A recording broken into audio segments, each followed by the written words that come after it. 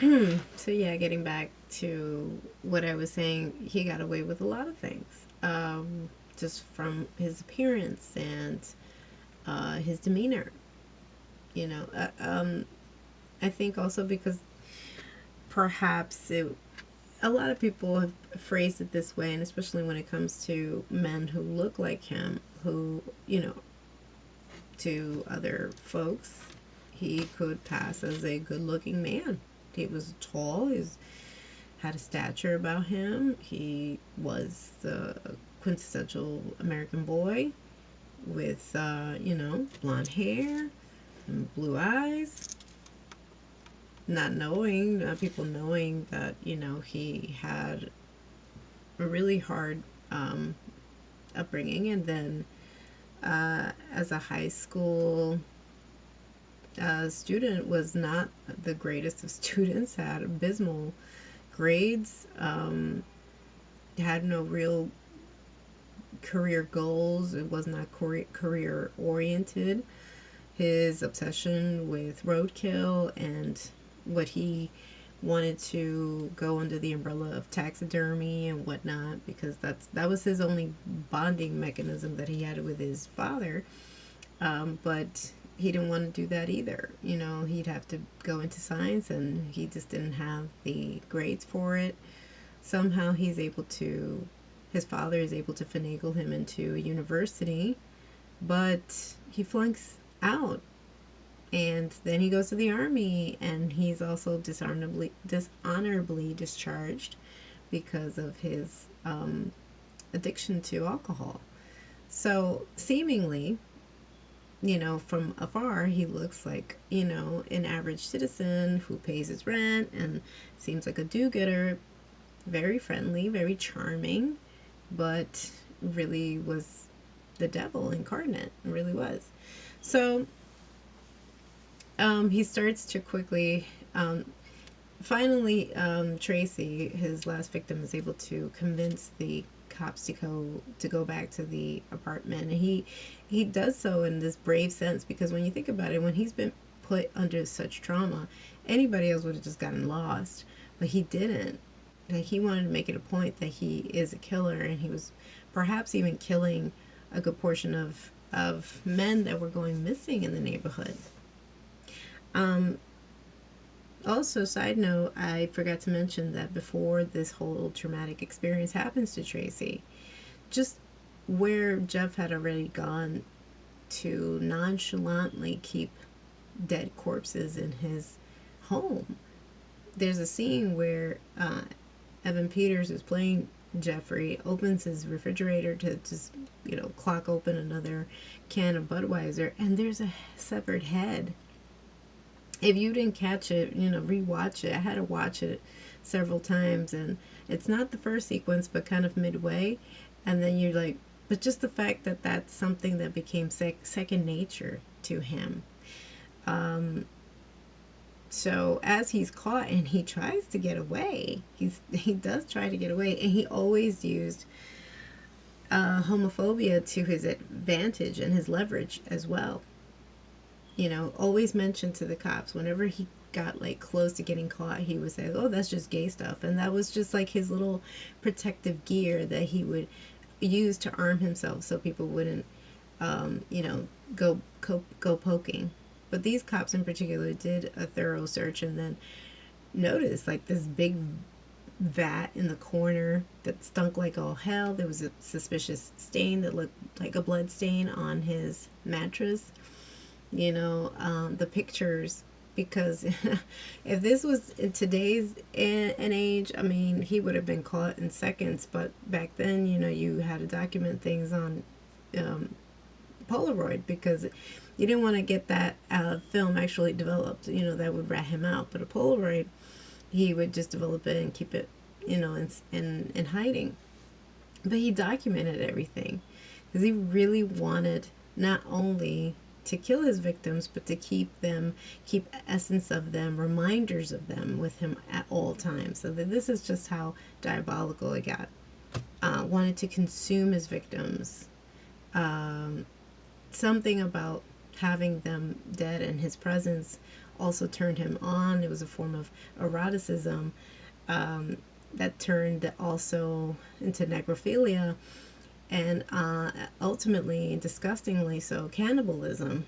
He wanted to really consume his victims. And I think this also, again, you go through a rabbit hole once you start watching this show, and there's actual footage of courtroom evidence that they found, like even like sketches that Jeff had done on how he would plan out and map out how he would keep these articles and essentially people that he had killed always around him. He had like a series of skulls.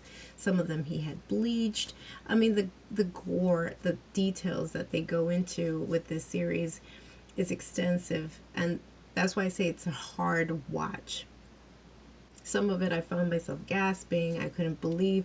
And I think we're fascinated just by it because, on a psychological point of view, we just don't, we're used to seeing these like monsters, fictitious monsters that, like, wow, and some of it, perhaps we're just kind of like, because we know deep down it's make believe. But when it's actual people, we were fascinated by it because it's like, not that what he did, anything that he did was deemed appropriate or sane, but you just can't fathom why, or how does the wiring work in his brain that would allow him to commit such horrible, heinous crimes. We all have a sense of remorse and understanding that that is not what we do. We have religion, we have all types of things that tells us that we have laws that tells us that we are not to do that, and that there's always that one person that just doesn't care and will cross that line. And although his first killing, from what we gather, and as we go into the series, we discover his first killing was an accident, he had already been fantasizing about it, but he acted out on it. Also, because his parents were going through a horrible divorce, his mother is suspected. And again, I want to say allegedly because we don't have all the facts, that she had suffered some mental illness. And but she, for some reason, wanted to always bolt. There were moments where, while she was pregnant with him, was consuming a large consumption of pills. And people back then just didn't know what the consequences of all those medicines would have on a fetus. So we don't know if that also contributed to the development of Dahmer's brain. But there were moments where she would find herself wanting to either harm herself or commit suicide, or there was just and then finally, also, it's also discovered, I think, that Jeff's father was unfaithful and was moving on, or had fallen in love with his secretary. That's something a little that was just too much for his mother to bear, and she bolts on him while he's still in high school at 17 and leaves him alone for 3 months. So his fantasies develop a lot more, they become more vivid, and he imagines himself actually committing a crime until he ultimately does do it. And his first victim of Stephen Hicks is his first victim, And back then, also, it's just telling how things were, how they operated. People had no issues with hitchhiking. It was like common.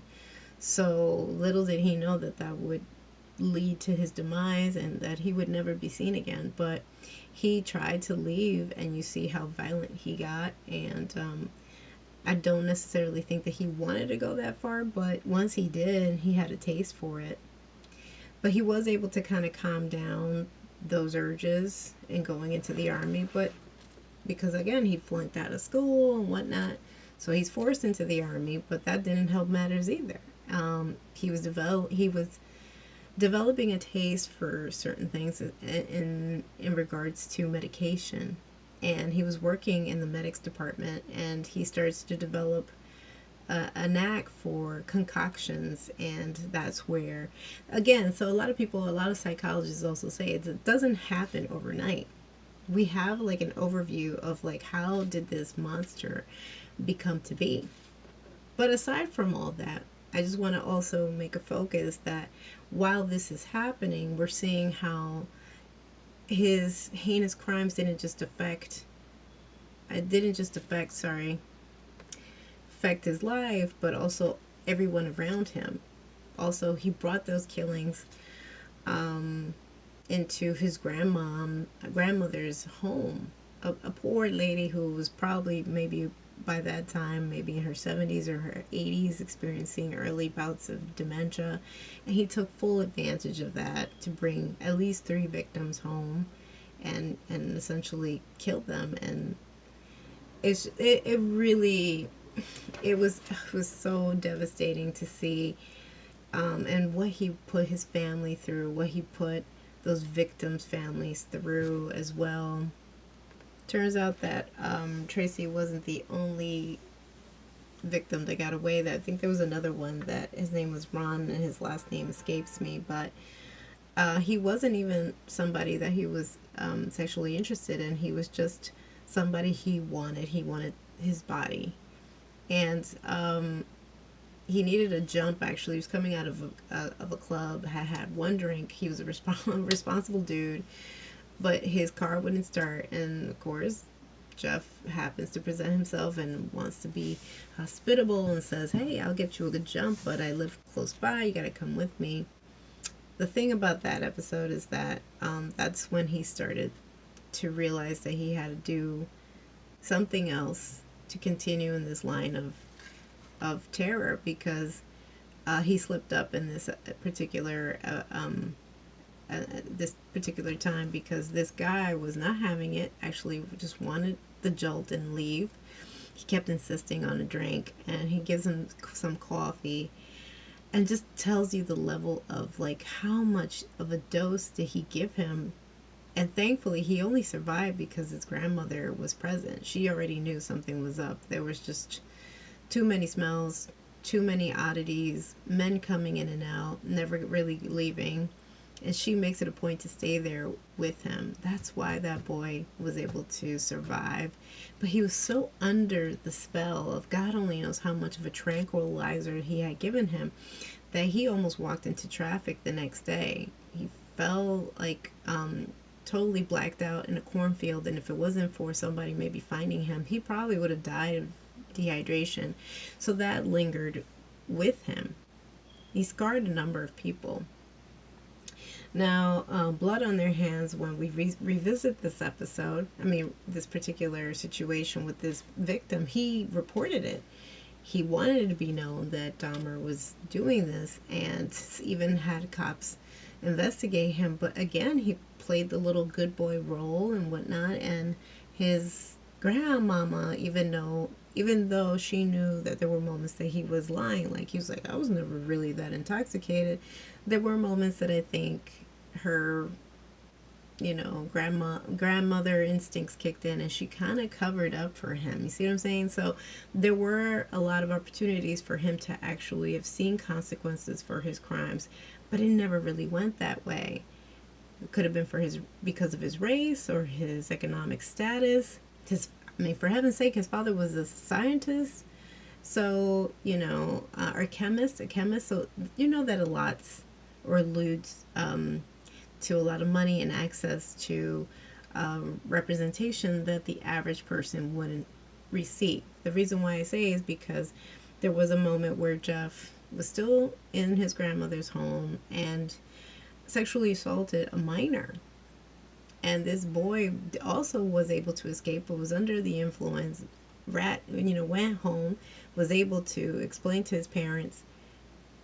He was semi-unconscious because, again, the dosage was insane, but they were able to get their son to the hospital, where he then confesses that something had happened. Somebody had tried to touch him in exchange for supposedly photographs and money, and they are able to single him out.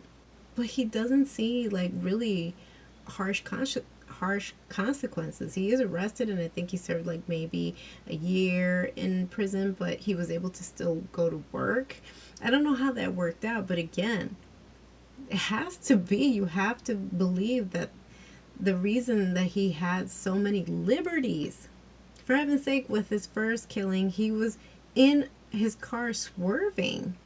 in the middle of the street with a half a body like all butchered up in the back seat, and they never even stopped. The cops stopped him and even noticed that he was under the influence, but they let him go because he reminded them of their son or their, their neighbor. Literally hiding in plain sight. There were so many instances that he could have been captured, and perhaps a good portion of his victims still would be alive to this day. So they really, that episode's titled is titled perfectly because that's what exactly happened here. Blood on their hands. Even when there's instances where there were heart to hearts and perhaps Jeff even wanted to confess his crimes to his father would often kind of like try to dodge the conversation, but still knowing something was very wrong with his son. While he's still serving his time in prison, he wrote a letter. His father wrote a letter to the judge that presided. And also, side note too, like I forget the ethnicity. I know I want to say that they were Asian, and because English was their second language, when they were trying to serve their testimony and explain the trauma that their child had been through at the hands of Jeffrey, the judge seemed bothered. And he was like, oh, somebody get him like an interpreter. Somebody needs to serve as an interpreter. So right there, you could already tell the bigotry, the racism, and that's why also, Jeff got a little slap on the wrist. So perhaps that could have also been a contributor as to why his father wrote that letter to the judge and begging him practically to like get him psychological help while Jeff was in there. And the I think I don't know what happened to the letter. I don't know if they tore it up. They didn't even bother opening it. And Jeff literally just sat there reading a book, kept to himself, and that was it. So he never really, and he knew that the minute that his son would hit the streets, that it would play the same broken record. Something would happen. He'd end up back in there, and lo and behold. Now, this episode that follows, episode 6, Silence, that one is heartbreaking to really watch and stomach. Just for the simple fact that we get so much backstory on his victim, Tony Anthony Hughes. First, we have a breakdown of how he came to be, how he was born into his loving family, his mother giving birth to him, and then something going wrong with him when he goes to a regular checkup. He had a flu, and again, antibiotics, again, certain things were not really well recommended or well received. And unfortunately, he was of that small percentage that had the antibiotics, but unfortunately made him deaf permanently.